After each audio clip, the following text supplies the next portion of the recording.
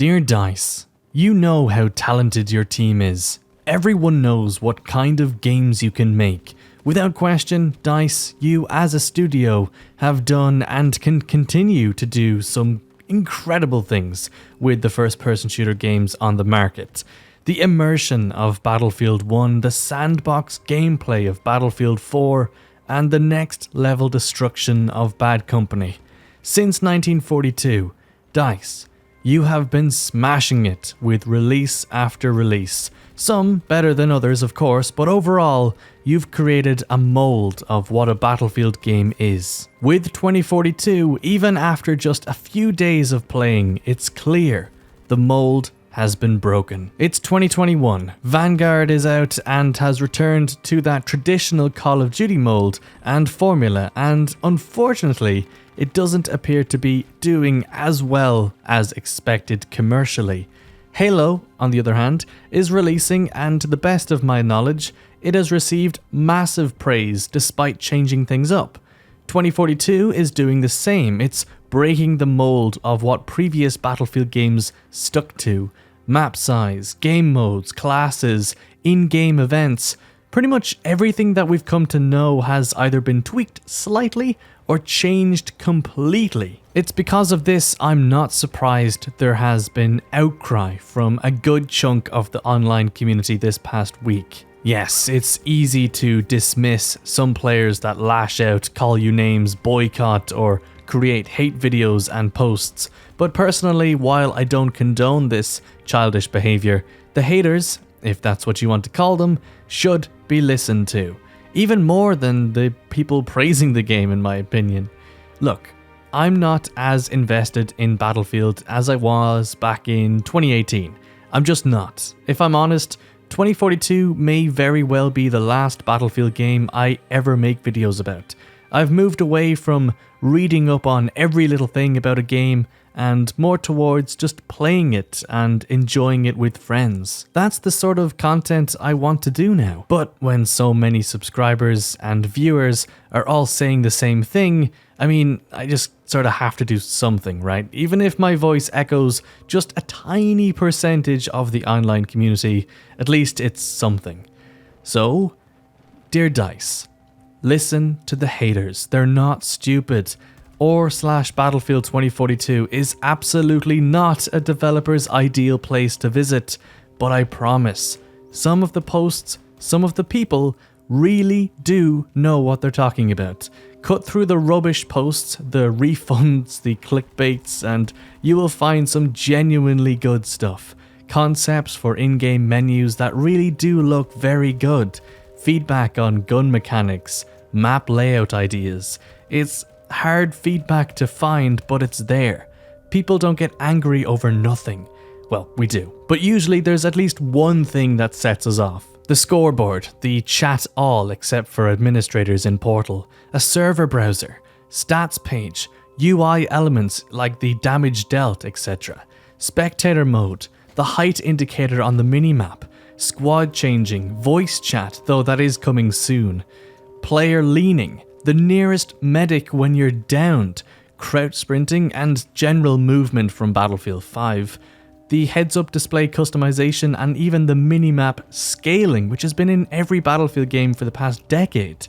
There's really no score in-game either, just kills. Weapon inspect, I could go on, it's all missing for some reason. Maybe this is by choice, maybe this is the direction you wish to take 2042. You're the development studio, we're the players. If that's what you want to do, then go for it. We'll just have to get used to it. But really, most of this stuff should just be in the game. I mean, a stats page. That can't be because of artistic direction, that should just be a thing. Dear Dice, don't take the foot off the accelerator. Please. This happened with Battlefield 5, and with the Christmas holidays approaching, I am a little bit worried things will slow down. A lot of time and effort has clearly been put into this game over the past 3 or so years, and to get through most of it from home is a huge achievement.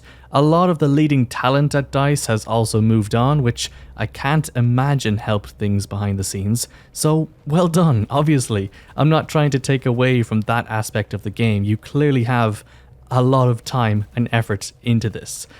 You got us the game, a month later than planned, but you got it here.